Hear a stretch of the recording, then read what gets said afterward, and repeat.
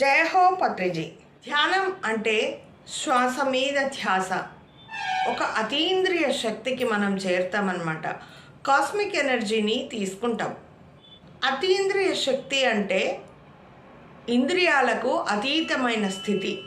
ఇంద్రియాలు అంటే మళ్ళీ అక్కడ రెండు రకాలు, బాహ్యేంద్రియాలు, అంతరేంద్రియాలు.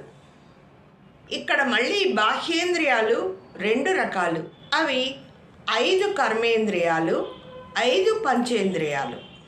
అంతరేంద్రియము ఒకటే, అది మన మనసు.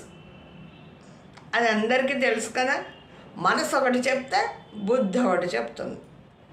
వీటన్నిటికీ అతీంద్రమైన శక్తే, భిన్నమైన శక్తే అతీంద్రియ శక్తి.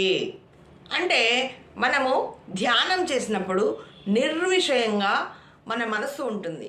Thank you.